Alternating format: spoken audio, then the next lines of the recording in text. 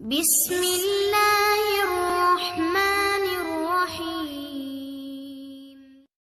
Salat itu di dalamnya ada munajah.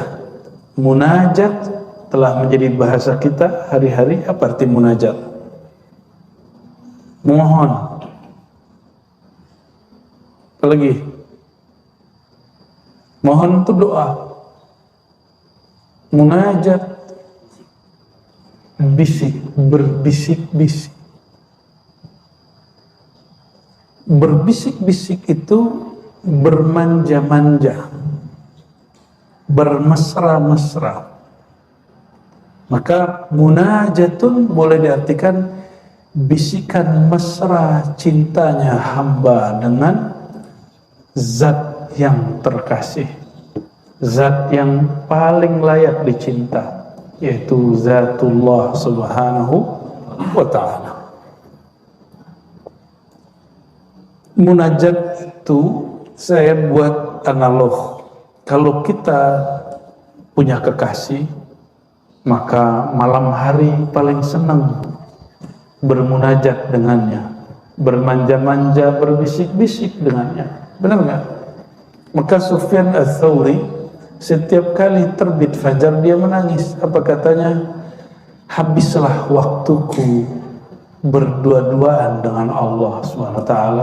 Habislah waktuku bermanja-manja. Setelah ini orang akan banyak datang, murid banyak datang, banyak kesibukan duniawi. Jadi dulu imam-imam itu nangis kalau terbit fajar. Kalau sekarang senang ya? Atau malah kesel, udah subuh aja nih gitu ya. Munajatu Rabbil Izzah, bermanja-manja dengan Allah. Mungkinkah kita bermanja dengan yang tidak dikenal? Orang mesti dia bermanja-manja dengan sesuatu yang dia kenal. Maka syarat sholat itu menjadi munajat, ma'rifatul ma'bud, mengenal siapa yang disembah. Karena ma'rifat, mengenal Allah itu tiada batasnya, maka jangan berhenti belajar ilmu tentang Allah subhanahu wa ta'ala. Dan gak ada namanya orang paling mengenal Allah setelah Nabi Muhammad SAW, kecuali pewaris mutlak beliau yang Allah rahasiakan. Ya. Hari ini banyak orang jualan obral ma'rifat, terus ngaku dirinya satu-satunya yang bisa menghantarkan murid kepada Allah. Nggak begitu. Itu Arab Badui begitu. Arab Badui datang kepada baginda lalu mengatakan, ya Rabb irhamni wa Muhammadah, sayangi aku dan Muhammad saja, jangan yang lain. Sama persis, yang bisa bawa ke Muhammad cuma saya. Orang-orang begitu, na'udzubillah min dzalik, orang-orang yang telah mengerdilkan rahmat Allah subhanahu wa ta'ala. Betul guru kita pintar, tapi di luar guru kita Allah juga maha luas kasih sayangnya, pasti dibagi-bagi beberapa. Dari Sayyidina Anas radhiyallahu ta'ala anhu, qala an-nabiy sallallahu alaihi wasallam, innal mu'mina, sesungguhnya orang beriman, idza kana fi shalah, jika dia salat, ini orang mukmin, fa innama yunaji rabbah, dia sedang bermanja-manja, berbisik-bisik kepada Allah. Oke? Kalau orang nggak beriman, bisik-bisik itu cepat-cepat gak? Bermanja-manja itu tergesa-gesa gak? Enggak ada orang bermanja-manja itu tergesa-gesa. Fala yabzuqanna baina yadayhi wala an yaminihi, maka adabnya dirilkan. Walaupun Allah tidak menempati ruang depan, kanan, kiri, atas, bawah, namun adabnya tidak boleh meludah ke depan, ya, tidak juga ke kanan, ya. Tapi meludahlah. Kalau dulu boleh meludah di masjid, sekarang boleh nggak? Bisa algojonya Ki Abdurrahman dan Habib nanti turun tangan, ya. Wa hadha haitsu kanat as-shalah 'ala turab, kata Abu Yazid Muhammad, ini jika salatnya di atas tanah atau pasir. Wa illa fayakhudhu bi yadihi al-yusra. Nah, kalau kita sekarang berdahak, maka kalau yang lagi batuk atau berdahak, sediain kain. Ini yang pakai kain, ada kain, biasanya orang bawa kain lap. Ya, dulu orang suka simpan ya di saku dia. Sapu tangan. Itu tradisi yang bagus. Ambil pakai tangan kanan lalu dibuang. Boleh. Nah, kata beliau, fayakhuzahu biyadihi al-yusra kama nussa alaih. Maka ambillah dengan tangan kiri lalu simpan lagi. Gitu. Itu sunnah sebenarnya. Ya. Ansai kepada Allah. Dan wala an yaminihi, juga jangan di kanannya, karena di sebelah kanan ada malaikat salat. Jadi setiap salat ada malaikatnya. Apa doa malaikat? Allahumma salli ala fulan, ya Allah turunkan rahmat kepada si fulan. Kalau kita meludah ke kanan, itu malaikat pergi. Ya. Wal yabsuq an yasari aw tahta qadamihi falyadfinha. Kalau dia mesti juga meludah, maka ke kirinya atau ke bawahnya, atau sesuai kalimat tadi, dia pakai kain, pakai tangan kiri, lalu dia simpan lagi. Jangan ditelan ya. Itu dahanya jangan ditelan. Jorok kali itu. Ya. Masa gitu ya. Jadi sunnah sekarang membawa apa? Sapu tangan itu kalau sholat, terutama bagi yang ada lendir-lendir atau dahak. Kalau enggak usah, enggak apa-apa. Ya. Tisu lebih baik. Dulu belum ada tisu, bid'ah juga itu kayaknya tuh ya.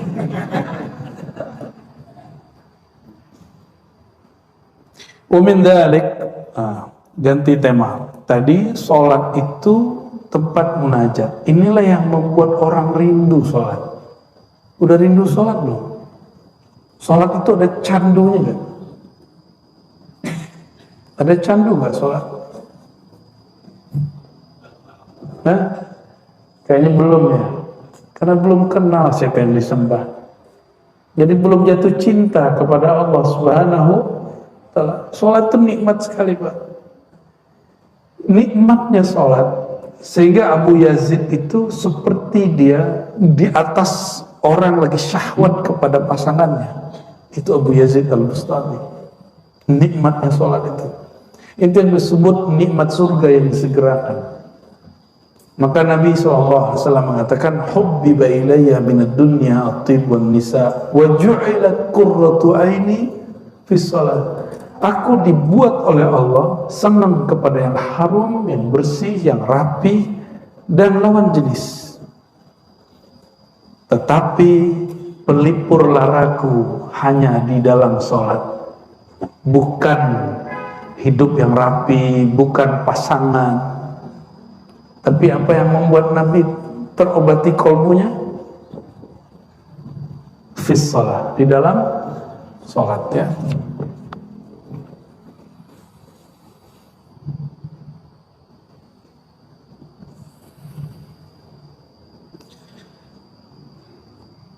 Sir sholat, rahasia sholat yang lain. Nah, yang berikut ini nggak tahu nomor berapa lah ini ya.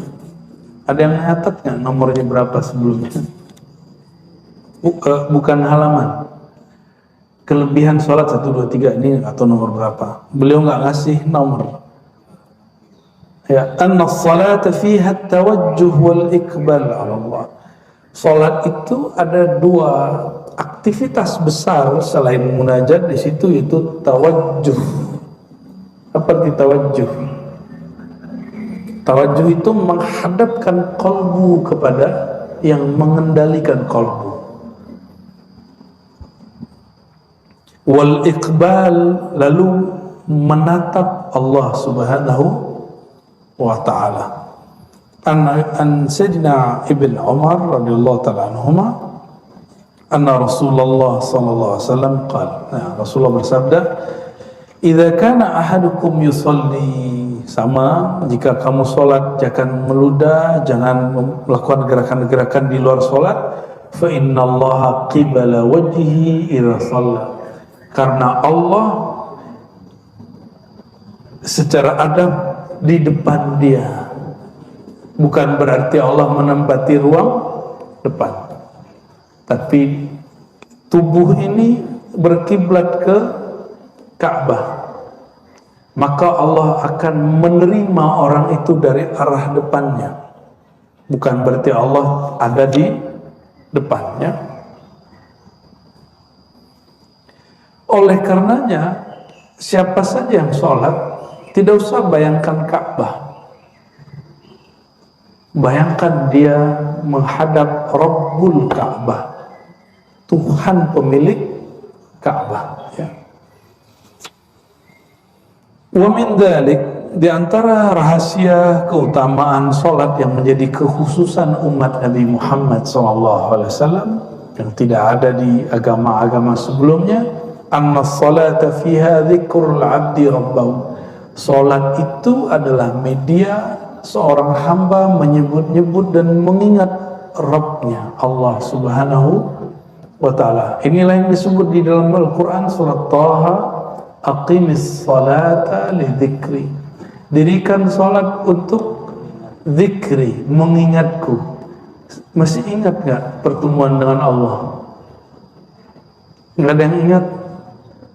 Maka karena kita tidak sanggup mengingat Allah, hilangkan ketidaksanggupan itu dengan cara kecilkan dirimu, tiadakan dirimu. Maka si kecil itu akan hilang, si jahil itu akan hilang. Allah akan ganti sifat kita yang baru. Maka orang kalau sholat, Allah sedang merefresh dirinya. Jadi sifat-sifat yang tadi sudah berkarat itu Allah ganti dengan sifat yang baru. Ya, inilah makna dari surat Thaha ayat 14 itu ya. Lalu disebutkan di sini riwayat mengenai dialog hamba. Nah, ini lucu nih dialog ini. Jadi guru saya dulu, saya punya guru beberapa orang namanya Hasan Al-Basri. Ada satu guru namanya Hasan Basri, ketua MUI di kampung saya. Dia dikritik oleh kawan saya. Jadi kawan saya baru pulang dari Timur Tengah, tapi belum selesai mengkritik sang guru. Bayangin coba. Ya, kalau santri Jawa nggak berani ya Kiai, ngeritik Kiai. Yang berani ngeritik Kiai itu ya santri Sumatera biasanya. Apalagi santri dari Padang tuh, demen banget ngeritik Kiai itu. Karena diajarin begitu. Kita diajarin mendebat Kiai. Itu yang dianggap beradab bagi kami. Pas saya ke Jawa, ternyata beda caranya. Didebatlah guru kami ini, Buya Hasan Basri, ketua MUI. Apa debatnya? Beliau ini kalau sholat kadang satu nafas atau dua nafas Fatihah. Bismillahirrahmanirrahim. Alhamdulillahirabbil alamin arrahmanirrahim. Terus ya. Didebat sama anak nih, apa kata dia? Buya, di dalam hadis Sahih Bukhari dan Muslim, terutama Sahih Muslim, disebutkan bahwa antara ayat dan ayat itu ada jawaban dari Allah Subhanahu wa ta'ala. Oke, terus maksud kamu apa? Kata si santri yang sudah mulai pintar atau sok pintar ini, atau keminter. Apa kata dia? Kalau Buya mimpin sholat satu nafas, kapan Allah jawab? Buya juga ya? Benar? Kapan Allah jawab? Nah, coba perhatikan hadisnya. Sayyidina Abu Hurairah mengisahkan, aku mendengar Nabi SAW menceritakan rahasia Fatihah. Allah berfirman, qasamtus salah. Ini hadis Sahih Muslim, hadis sahih. Ada juga di Bukhari yang semakna. Qasamtus salata baini wa baina abdi nisfain wa li abdi nisfain wa li abdi ma sa'al. Aku memisahkan, membagi salat itu jadi dua. Antara hambaku, dia memujiku, menyembahku, dan hambaku memohon kepadaku. Fa idza qala al-'abdu, jika si hamba selesai baca alhamdulillahi rabbil alamin, aku menjawab. Apa jawaban Allah? Hambaku memujiku. Itu. Hambaku, hamidani abdi, hambaku memujiku. Kalau antum langsung, kata dia, alhamdulillahirabbil alamin arrahmanir rahim, Allah nggak sempat jawab dong. Logikanya masuk setengah lah ya. Lalu kalau si hamba mengatakan ar-rahmanir rahim, Allah menjawab asna alaihi abdi, hambaku banyak memujiku. Jadi beda hamidah dengan asna. Hamidah memuji di awal, kalau asna mengulang pujian. Maka alhamdu wathana itu beda penggunaan. Jika si hamba membaca Malik Yaumiddin, ini yang tadi saya tinggal sedikit ya, Malik Yaumiddin, maka Allah menjawab, majjadani abdi, hambaku sedang memuja-mujiku. Jadi ada al-majd. Jadi pujian yang sudah lebih dari banyak disebut tamjid. Innaka hamidun majid. Hamid terpuji, majid sangat-sangat terpuji. Fawwada ilayya abdi, lalu hambaku menyerahkan urusannya kepadaku. Lalu ketika dia baca iyyaka na'budu wa iyyaka nasta'in, maka Allah mengatakan hadza baini wa baina abdi, inilah hubunganku dengannya. Dia menyembahku iyyaka na'budu, maka aku beri dia iyyaka nasta'in, kepada engkau kami memohon pertolongan. Wa li abdi mas'al, apapun yang dia minta aku kasih. Kalau satu napas Allah nggak sempat jawab, bro. Itu guru saya sempat kemudian terpengaruh. Maka beliau sudah pensiun jadi ketua MUI dan sudah nggak mau debat. Dan orang dari dulu nggak mau debat. Ya.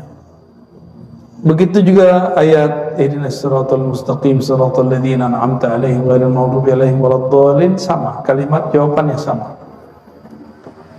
Apa jawaban kami? Mungkin ini pernah saya bahas di waktu yang lain, mungkin ada yang lupa, sekedar mengingatkan. Dalam aqidah Ahlussunnah, kalamullah bila harfin wala sautin. Allah jika berkalam, kalamnya tidak berhuruf, tidak bersuara. Karena huruf dan suara itu ciptaan. Coba baca ba. Ba itu pertemuan dua bibir. Bibir ini makhluk bukan? Suara, nafas, lalu titik-titik tempat keluar huruf, itu makhluk bukan? Maka bunyi yang keluar dari mulut namanya ba, alif, semua itu adalah makhluk. Tapi kalam Allah tidak makhluk. Maka Al-Quran bermakna kalam tidak makhluk, tapi mushaf makhluk. Suara kita baca Quran makhluk. Imam Bukhari hampir dibunuh karena menjelaskan ini waktu di Daisapur. Disalahfahami oleh seniornya, namanya Muhammad Az-Zuhli. Ya, karena bab ini kata Imam Bukhari, bacaan Quranmu makhluk, Qurannya tidak makhluk. Langsung dituduh sesat. Untung kita nggak hidup di zaman itu. Ya, mungkin saya dituduh sesat juga. Kita nggak ngomong gitu aja dituduh sesat sama orang ya. Walhasil saya sampaikan, jadi Buya, Allah itu berkalam seperti yang Buya ajarkan dulu waktu di sekolah, tanpa huruf dan tempat suara. Maka jika Allah menjawab Bismillahirrahmanirrahim Alhamdulillahi Rabbil Alamin, lanjut misalnya satu nafas, itu nggak perlu jeda, karena Allah menjawab tidak perlu jeda. itu sekali saya lihat beliau senyumnya puas sekali. Terakhir saya berkunjungi beliau dan setelah itu beliau wafat. Ya. Dan tapi saya puas. Semoga itu tanda beliau ridho, ya, ridho kepada muridnya yang kurang adab ini. Mengenai Maliki Yaumiddin, nah ini ada tafsir Ma'thur, ini dia tafsir yang diriwayatkan bahwa Maliki Yaumiddin, Allah berkalam, hambaku memuja mujiku dan dia telah menyerahkan urusannya kepadaku. Jadi kita kalau mengatakan Maliki Yaumiddin, dialah sang pemilik, sang raja hari kiamat. Di dalam Asmaul Husna Allah bernama Malikul Mulk. Malikul Mulk, Malikul tanpa alif, bukan Malik, bukan, tapi Malikul Mulk. Itu lebih tinggi daripada Malik. Maka jika ada orang imam baca Maliki Yaumiddin, itu sholatnya sah, Fatihahnya sah, dia tidak mengurangi satu huruf. Qul a'udzu birabbin nas, malikin nas, atau malikin nas, mana yang benar? Malikin nas, raja yang benar-benar raja di raja, penguasa, pemilik manusia. Itu mana Malik tanpa alif. Tapi kalau pakai alif, itu berarti raja aja atau pemilik saja. Suatu kali Nabi SAW pernah mengatakan di hadapan sahabat. Jadi Nabi ini tawadu, tapi dalam bab tertentu beliau mengenalkan dirinya dan menyebutkan hakikat jiwanya, hakikat nurnya. Apa kata beliau? Ana sayyidu waladi Adam. Akulah sayyid waladi Adam. Kalau boleh diterjemah, raja manusia, yaumal qiyamah, pada hari kiamat. Maka ulama-ulama ahli isyari mengatakan Maliki Yaumiddin itu Allah. Kalau Maliki Yaumiddin itu nur Allah, nur kekuasaan Allah yang Allah berikan kepada Nabi Muhammad sallallahu alaihi wasallam. Wallahu alam, itu penjelasan isyarat, ya. Wa jaa fi riwayatin ukhra ziyadatun fi awwalihi fa idza qala al-'abdu bismillahirrahmanirrahim. Ada satu riwayat, dia tidak sahih tapi riwayat Daruqutni dan Baihaqi. Jadi mulai dari bismillah. Jika si hamba baca bismillah, maka Allah mengatakan dzakarani 'abdi, hambaku menyebut-nyebut namaku, mengingat aku. Senang diingat sama orang, ya, senang diingat. Itu namanya sifat jalal Allah yang Allah sertakan pada diri kita. Karena dalam diri ini ada hembusan ruh. Ruh itu dihembus langsung dari Allah SWT. Maka Allah menyertakan sedikit beberapa sifat-sifatnya. Itu sebabnya kita dapat mendengar. Itu kan dari sifat ruh semua. Melihat, ya. Kalau nggak ditiup, itu tubuh nggak bisa mendengar. Dan juga termasuk karakter ingin diingat. Ya. Orang kalau faham ini, mengingat dia akan dihantarkan mengingat Rasulullah, mengingat Rasul akan menghantarkan diingat kepada Allah. Itu yang disebut di hadis Imam Ahmad, Imam Ibnu Majah, man awliya Allah, siapakah wali Allah wahai baginda? Beliau menjawab, man idza ra'aitahu dzukirullah, orang yang jika engkau pandang, engkau ingat, engkau visualkan, engkau bayangkan, engkau kirimin Fatihah, mengingat dia menghantarkan engkau mengingat Allah Subhanahu wa ta'ala. Kenapa? Bukan lagi fisik dia yang kita lihat, tapi sirruhnya yang bersumber dari hembusan Allah Subhanahu wa ta'ala. Itulah guru mursyid. Itu yang disebut guru. Jadi orang kalau dapat ijazah 7 pandang dia nggak membuat kita ingat Allah, maka dia bukan mursyid kita. Carilah mursyid yang kalau mengingat dia, memandang dia, membuat kita teringat baginda, membuat kita terhantar mengingat Allah Subhanahu wa ta'ala. Dan itu makamnya Nabi Muhammad SAW. Lalu pewaris-pewaris Nabi Muhammad sallallahu alaihi wasallam. Semoga di antara kita diizinkan untuk mencapai maqam ini. Amin ya rabbal alamin. Wa min dzalik, di antara sir rahasia daripada salat yang merupakan kekhususan umat Nabi Muhammad SAW. Jadi salat itu Bapak Ibu, ibadah secara umum, setiap ibadah ada malaikatnya. Dan malaikatnya ada dua jenis, malaikat bumi dan malaikat langit. Khusus Fatihah yang dibaca dalam salat itu ada bacaan amin. Coba amin. Nah, ini amin antum. Yang bisa bahasa Arab, amin itu terjemahannya apa? Hah? Coba tasrifnya apa? Kan kata Arab itu bisa diderivasi, dirubah. Shalla yusalli salatan. Amin apa? Nggak ada kata sepakatan ulama, karena itu bukan bahasa Arab yang bisa ditasrif. Di bahasa Arab yang unik, dia bahasa Arab alam sana. Itu bahasa Arab alamnya malaikat. Maka ketika orang baca waladdallin, jangan terlalu panjang doanya ya. Waladdallin, ya. Dan jangan kemudian didengung terlalu panjang. Dol itu keliru itu, ya. Nggak boleh. Itu bila gunnah, tanpa ada dengung.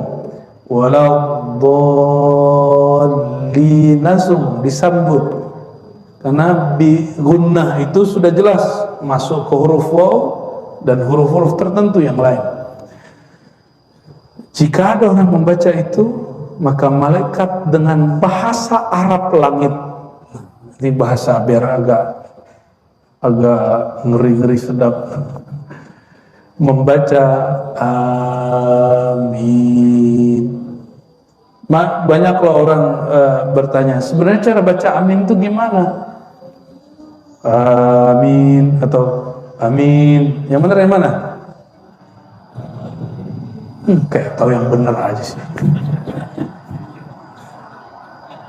Dalam ilmu tajwid, jika dua alif ketemu, maka dia dijadikan matnya panjang. Itu asalnya amin kalau versi ahli tasrif. Cuma bisa tasrif begitu, ada ya di tengahnya. Ini muskil. Maka ada ulama kita yang memanjangkan amin. Itu ada alirannya dalam ilmu tajwid. Jadi ilmu tajwid ada mazhabnya Bapak Ibu. Mazhab itu tidak hanya mazhab fiqih. Mazhab fiqih yang ditulis di depan masjid. Kan kalau disebut semua repot juga, tapi cukup yang tiga itu. Mazhab apa di sini? Ya. Syafi'i. Enggak usah ditulis qiraat kita, qiraat Asim. Oh, repot sudah. Ya, cukup tiga itu. Pertanda masjid ini masjid rahmatan lil alamin. Insya Allah. Enggak mungkin juga disebut qiraat Asim. Oh, rempong. Ya. Jadi amin itu bukan bahasa Arab sini. Dia bahasa Arab. Dia walaupun tidak setara dengan alif lam mim, tapi dia hampir-hampir sumbernya sama. Coba alif lam mim, ada yang tahu bahasa Arabnya apa? Alif lam mim, apa artinya? Nggak tahu, itu bukan arti. Hanya Allah yang tahu, itu bukan arti. Ada artinya, ada di kitab tafsir. Namun dalam tafsir Jalalain yang dibaca Kiai Imam Suyuti, mengalihkan makna, bukan memaknai. Wallahu a'lam bimuradihi. Allah lebih tahu maksudnya, tapi itu bukan arti. Orang mengira itu artinya. Itu pertanda bahwa huruf Arab yang ada di Quran bukan huruf Arab yang dibuat-buat baginda Nabi Muhammad SAW.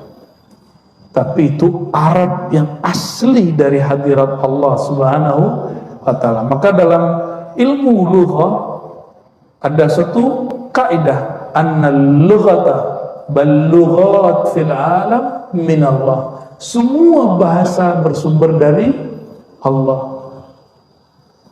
Semua bahasa bersumber dari Allah. Atas dasar itulah kita tidak menolak orang menyebut Allah dengan sebutan Gusti, Pangeran, Tuhan. Kita tidak nolak, karena semua bahasa dari Allah Subhanahu wa Ta'ala. Yang menolak, dia tidak mengerti ilmu bahasa, padahal Al-Quran itu sumber bahasa. Nah, saya mau tanya lagi, jadi Alif Lam Mim bahasa apa? Bahasa langit? Enggak, itu tempat, langit itu tempat. Bahasa apa? Coba bacain awal-awal surat Yusuf. Terus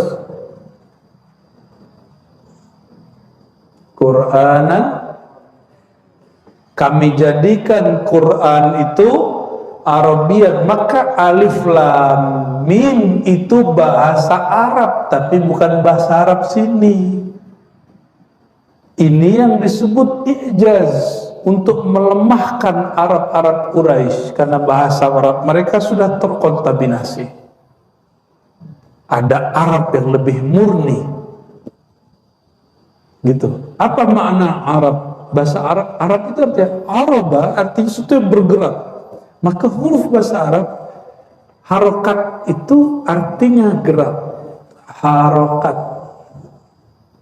Harokat itu gerak artinya. I'rab itu mengetahui harokat akhir dari satu kata. Dan satu kata tidak selalu stagnan seperti bahasa Indonesia. Saya makan, bisa nggak? Saya makana, makani, makanu, nggak ada. Dalam bahasa Arab, makan itu akala, yakulu, yakul, kulu, kuli, banyak sekali. Itu disebut dengan i'rab. Maka bahasa Arab itu bahasa yang bergerak,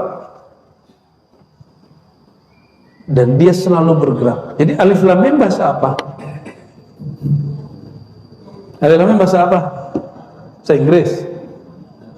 Bahasa Arab. Tidak ada di dalam Al-Quran satu kata, satu huruf pun di luar bahasa Arab. Karena dia bahasa Arab pasti ada maknanya.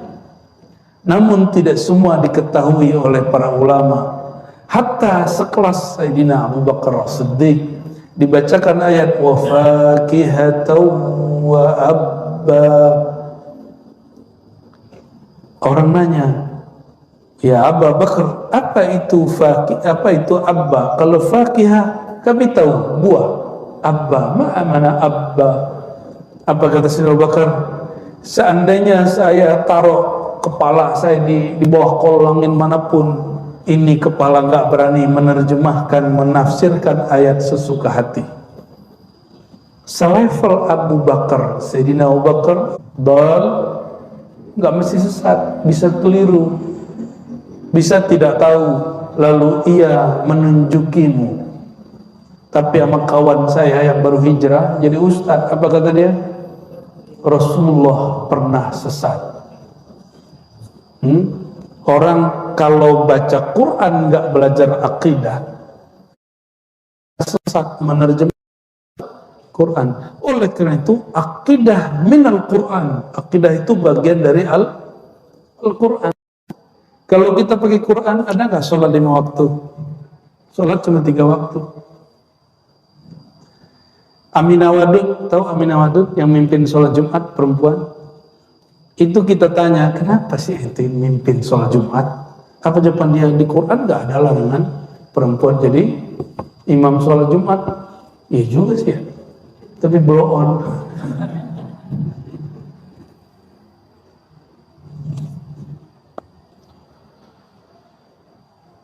Jadi amin bahasa Arab atau bukan? Bahasa Arab alam malakutiyah jabarutiyah, alamnya malaikat. Maka malaikat setiap kali ada orang baca waladhdallin amin, maka amin itu juga bahasa Arab tapi bahasa Arab sana. Ya. Dan amin juga dipakai oleh orang Suryania, orang berbahasa Suryania dan Ibrania. Amin, amin gitu ya. Amin sebenarnya nggak ada min.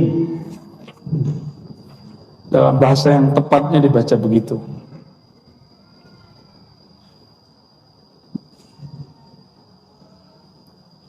Apa dalilnya?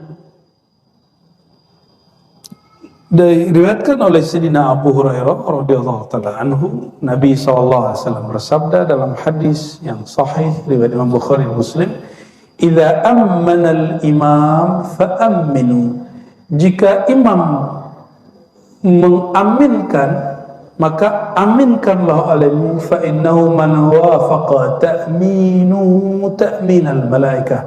Siapa yang aminnya, ini mumpuk kan sudah selesai aminan kan sudah selesai kan 01, 02, 03. Ini hebat sekali nih kita nih, keramat nih mengarang kitabnya, keramat nih. Tahu aja kita ngajinya setelah pemilu. Karena babnya amin kayak cocok logi yang cocok. Siapa yang beriringan antara aminnya dengan amin malaikat yang di sana, saya tanya guru saya, itu aminnya di malaikat mana? Guru saya nggak ada yang jawab, Pak. Ketemu di kitab Imam Al-Jili, beliau mengatakan, waktu ruhku diperjalankan, aku melihat bahwa itu di langit keempat. Wallahu a'lam bis-shawab. Ya. Jadi malaikat di langit sekian itu mengaminkan yang tadi antum baca waktu subuh. Waladhdallin amin. Dan ini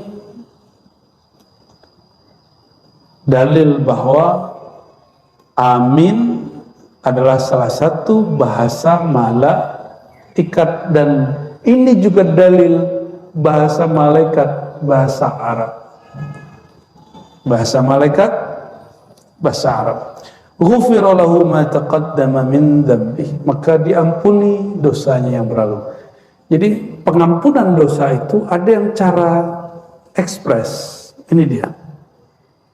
Ada yang cara panjang, puasa Ramadan 30 hari, qiyamul lail 30 hari. Apalagi? Ada yang tobat, ada yang kafarah, ya. Ada macam-macam. Nah, ini cara ekspres. Paling gampang tuh baca Fatihah, diampuni dosanya. Namun masalahnya, kapan kita tahu amin kita sama dengan amin malaikat? Ada yang tahu? Kalau ada yang tahu, bagi tahu kita lah. Ya, pura-pura nggak tahu saya. Ya. Emang nggak tahu, hanya Allah yang maha tahu. Kita ini hanya diberitahu. Ditahunya insan diberitahu oleh yang maha tahu. Juga disebutkan oleh riwayat Imam Bukhari Muslim yang lain bahwa idza qala ahadukum amin, jika kamu membaca amin, qalatil malaikatu fis sama, malaikat yang di langit juga membaca amin, fawafaqat ihdahumal ukhra, samalah aminmu dengan aminnya dia, ghufira lahu ma taqaddama min dzambi, diampuni, ya. Berarti Al-Fatihah sendiri sudah sangat ajaib, ya, sangat ajaib. Nah, Jadi ketika disebut bahwa Al-Fatihah dialog hamba dan Allah, Allah membalas pujian hamba, maka seorang guru saya mengatakan, tahukah engkau salawat Allah pada dirinya? Salawat Allah pada dirinya adalah suratul Fatihah. Wallahu a'lam bishawab. Itu ilmu-ilmu hikmah kerohanian, ya, bukan hikmah kesaktian. Wa min dzalik, halaman 66. Di antara sir rahasia salat itu, tanha sahibaha anil fahsya'i wal munkar. Tanha itu menahan, bukan melarang. Ya, terjemahan di sini apa? Nahi mungkar itu bukan melarang, tapi menahan. Nahan, ya. Menahan pelaku sholat dari fahsya, dari perbuatan keji, wal munkar, dan sesuatu yang tidak dikenal nilai baiknya. Jadi apa yang disebut munkar? Yang tidak dikenal sisi baiknya disebut munkar, diingkari, tidak dikenali. Qala Allah Ta'ala, ini ayat sudah sering dibaca, surah Al-Ankabut, ya, di tengah ayat, wa aqimis salata innas salata tanha anil fahsya'i wal munkar. Dirikanlah salat karena sesungguhnya salat menahan daripada fahsya dan munkar. Wala dzikrullahi akbar, sungguh mengingat Allah itu lebih besar. Wala dzikrullahi lebih besar dari apa? Dari dunia dan seisinya. Wallahu ya'lamu ma tasna'un. Karena zikrullah itu besar efeknya, maka fahsya dan mungkar, keji dan kemungkaran itu terpinggirkan sendiri. Jadi kalau ingin memberantas keji dan mungkar, jangan langsung sweeping. Dirikan di tempat itu sholat. Hidupkan majelis-majelis yang mengajarkan sholat di situ. Baru kalau antum mau sweeping, izin dulu dengan polisi, ya kan, kerjasama kalau perlu. Jadi jangan main langsung sweeping itu bid'ah, ya. Hisbah kita, nahi mungkar kita dimulai dengan al-amru bil ma'ruf. Sholat itu ma'ruf. Dirikan dulu yang ma'ruf, kemungkaran akan rontok dengan sendirinya. Jangan berantas kemungkaran dulu, itu tidak sesuai dengan ajaran Nabi Muhammad sallallahu alaihi wasallam. Faqad amara subhanahu wa ta'ala bi iqamatis salah wa bayyana athar as-salah fi man aqamaha anna tanha 'anil fahsya, sampai akhir. Lalu ini barangkali terakhir pada pagi ini, anna as-salata tuhadzibul 'abda min as-sifatidz dzamimah. Salat itu mentahzib, melatih, membersihkan, merapikan, itu tahzib. Melatih, membersihkan, ya, seorang hamba minas sifatidz dzamimah, dari sifat yang tercela, ya, dari sifat yang tercela. Orang kalau baca Allahu Akbar, dia sombong nggak? Tapi kenapa kalimat takbir itu jadi simbol kesombongan orang Islam hari ini? Ada apa dengan takbirmu? Wajar takbirmu tidak dimenangkan Allah, karena Allah yang kau sebut dalam takbirmu tidak engkau besarkan di kalbumu. Ini PR kita. Karena di dalam hadis yang hasan disebutkan bahwa di akhir zaman ini sudah dekat masanya. Daerah Rum itu ditaklukkan bukan dengan perang, tapi hanya dengan takbir. Takbir seperti apa itu? Ini yang disebut Nabi Muhammad SAW, ya. Inna a'da'ika man baina janbaik. Musuh terbesarmu adalah emosimu, egomu. Kecilkan dulu ego kita, baru kita bisa ngalahin ego orang. Saya suka takbir kalau lagi ngaji, tapi bukan takbir kesombongan, karena yang kita besarkan Allah. Lalu kenapa kita merasa sok besar, sok bener, dakwahnya sok bener, manhajnya sok bener? Enggak, kita enggak begitu. Dan kita sedih sekali orang membentak dengan takbir, yang dibentak ustadznya karena beda pilihan dengannya. Pernah ngalamin atau pernah bentak ustadz? Antum durhaka itu ya. Guru itu paling kenal Allah. Dia tahu kapan takbir itu jadi senjata. Masih ingat 2016, 2019, 2014 ya, 2019. Saya Pak di Pondok Labu, saya diteriakin orang dari luar. Dia nggak ngaji di dalam. Saya bilang, politik demokrasi tidak pernah ada di Quran, tidak pernah ada di sunnah Nabi. Maka beda pilihan bukan beda iman. Takbir dulu, keluar. Kita panggil ente masuk sini. Takbir depan aneh. Gak ada yang berani satupun. Takbirnya berani di luar masjid. Itu syaitan bertakbir. Ya. Cuma karena saya tidak mau pro dengan 00 itu. Kenapa? Untuk apa saya mengobarkan takbir itu hanya untuk 5 tahun orang berkuasa? Takbir saya abadi, karena takbir menyebut nama Allah Subhanahu wa ta'ala Maha Abadi. Saya mau tanya, ya, di Quran ada jihad, di sunnah ada jihad. Apakah ayat jihad untuk pemilihan pemilu? Lalu kenapa ayat-ayat jihad muncul waktu orang demo? Kenapa muncul? Dia sedang memperkosa ayat-ayat Allah SWT. Tolong jangan orang yang sudah kenal khasais ummah al-Muhammadiyah, jangan mau dipolitisasi dengan simbol agama. Agama kita suci. Agama mencakup politik.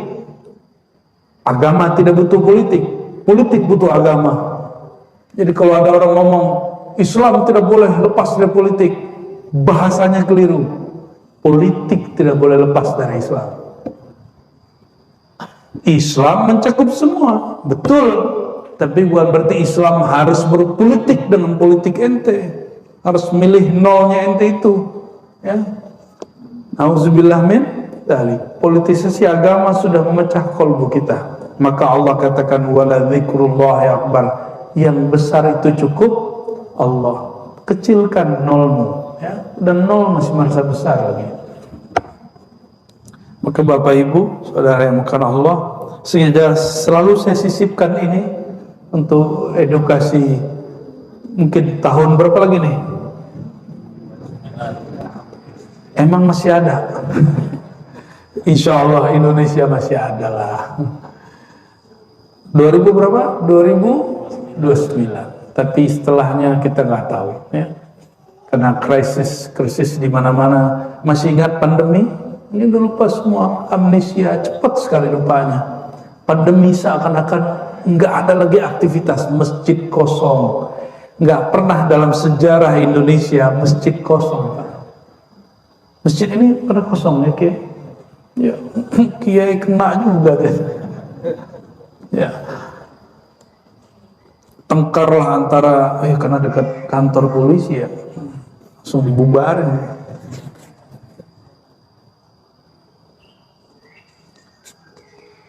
Dan dalam hadis dikatakan nanti di hari kiamat akan muncul orang gak ada haji. Untungnya pandemi kemarin orang masih ada haji. Oh berarti bukan yang kemarin. Cuma mungkin kemarin itu trial. Kita nggak tahu suatu saat akan muncul lagi begitu.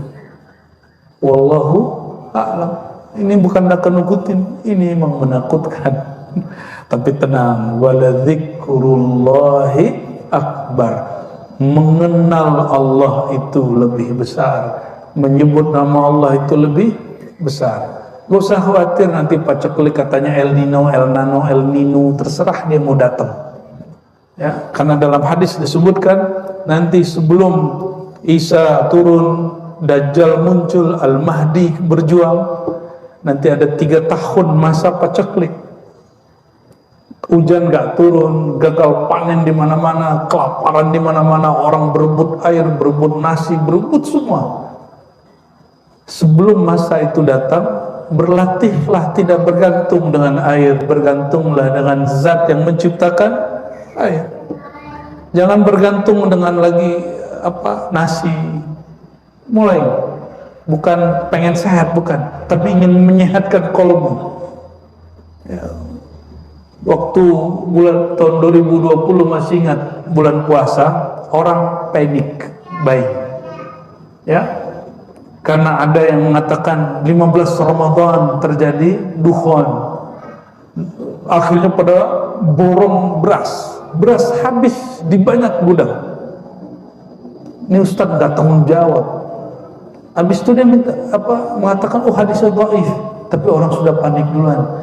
Wala yasta'fu minan nas. Dia nggak minta maaf sama orang. Minimal dia minta ampunlah kepada Allah Subhanahu wa taala karena bikin gaduh. Sayyidina Muaz, jangan kambat kajian Bapak Ibu, mimpin sholat itu kurang 1 orang, terganggu 1 orang karena sholat dia kepanjangan. Nabi langsung kasih gelar afattanu anta Muaz, kamu pengacau umat hai Muaz. Menggigil Muaz begitu. Makanya Muaz dididik oleh Rasulullah SAW, akhirnya paling mengerti halal haram. Dididik begitu sama Rasulullah SAW. 1 jamaah berkurang, 1 jamaah terganggu dengan imamnya dia. Bayangkan ceramah-ceramah kita hari ini mengganggu banyak orang.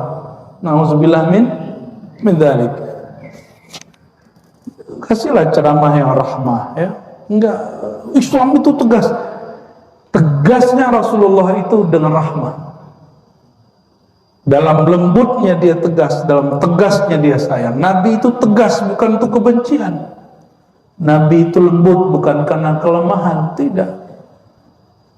Karena yang dapat mengalahkan kekasaran, kezaliman itu cuma kelembutan. Coba antum lihat, mohon maaf, pemimpin mana yang senang dihujat? Pasti dihancurin orang menghujat dia. Tapi wallahi saya menyaksikan di hampir semua negara dan dalam sejarah Islam, pemimpin-pemimpin yang zalim takluk kepada ulama yang kolbunya lembut. Takluk. Dalam silsilah zikir kami, Thariqah Naqsyabandiyah Khalidiyah, itu ada seorang imam namanya Yusuf Al-Hamadani. Yusuf Al-Hamadani punya guru Abu Ali Al-Farmadi. Ini sezaman dengan Ghazali. Yusuf Al-Hamadani ini murid dari Abu Ali dan dia kawan sama-sama santri dengan Ghazali. Yang kita kenal siapa? Imam. Jadi ada nama Yusuf Al-Hamadani, ada Ghazali. 2 orang ini, Imam Ghazali jadi profesor kesayangan Perdana Menteri, Yusuf Al-Hamadani orang yang paling disegani Perdana Menteri. Itu kalau Yusuf Al-Hamadani datang di majelis tempat duduknya Perdana Menteri dan Raja, langsung rajanya turun, Pak. Turun, tafadhal Syekh. Gak berani dia duduk di situ. Padahal Yusuf Al-Hamadani tidak pernah ngata-ngatain si Raja, Perdana Menteri. Tapi kata-kata dia betul-betul berpengaruh dalam merubah kolbu si pemimpin ini. Tapi coba ganggu si Raja itu, besok gak nyampe hari ini hilang orangnya. Soeharto, masih ingat? Soeharto sama orang yang kritik dia hilang orangnya.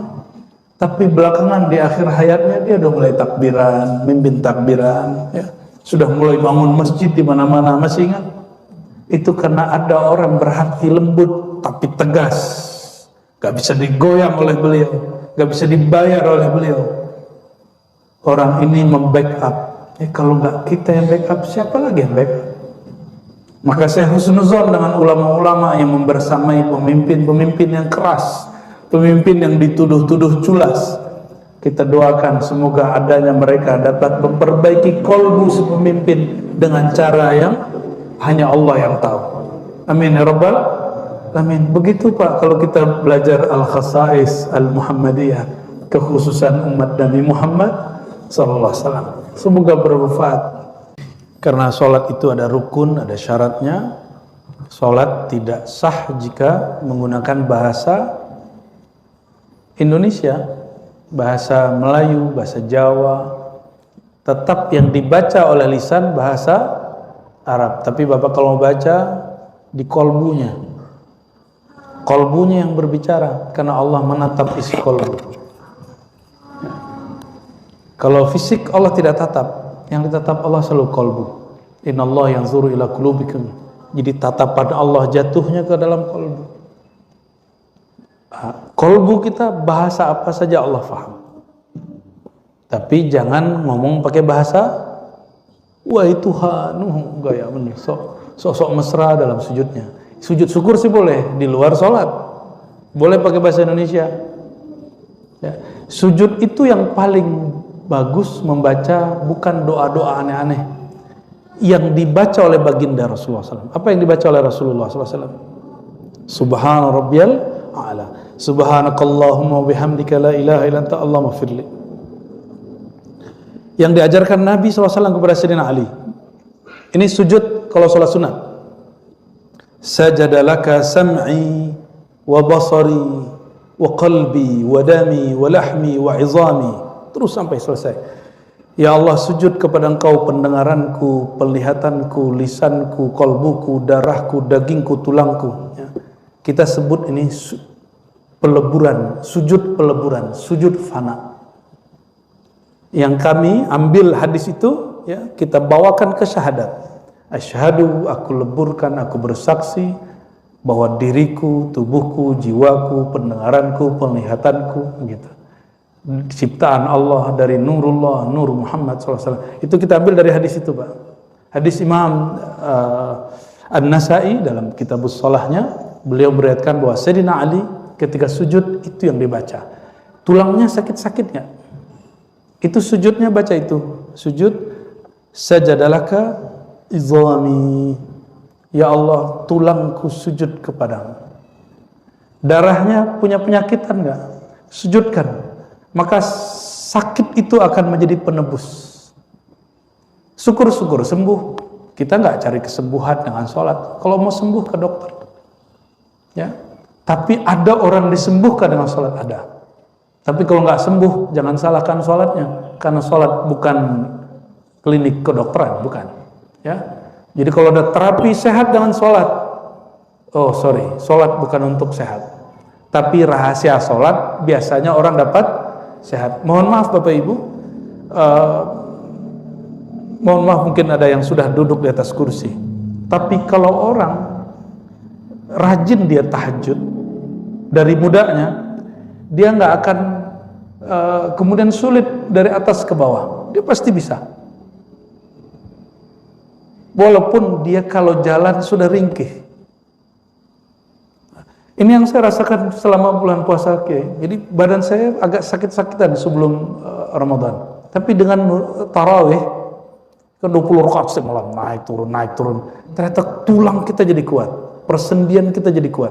Jadi tubuh ini Allah ciptakan untuk bergerak, bukan diam. Maka bagian yang paling sering diam itu punggung. Nabi sering bekam di situ. Dibuang darahnya, karena Imam Syafi'i pernah berkalam, satu cairan, satu yang bersifat cair, diam pasti membusuk. Maka darah-darah kita itu jadi kotor di punggung. Ini yang bikin sakit. Cukup 1 senti ada pembekuan sedikit saja, bahkan sekian mili, punggung kita langsung pegal-pegal. Dan itu hanya dengan ruku dan sujud. Tapi ingat, ruku sujud bukan untuk menghilangkan sakit punggung. Ya, nanti salah niat. Saya udah ruku, udah sujud, gak sakit, hilang-hilang. Ya iya, ente habis dipatahin punggungnya sama orang, ya wajar. Bapak Ibu, jadi cara kita sujud dan ruku, aktifkan kolbu, ya, lisan menerjemahkan isi di dalam. Jangan lisan ikut kolbu. Kolbu ikut, baru namanya abdun lillah, hamba Allah subhanahu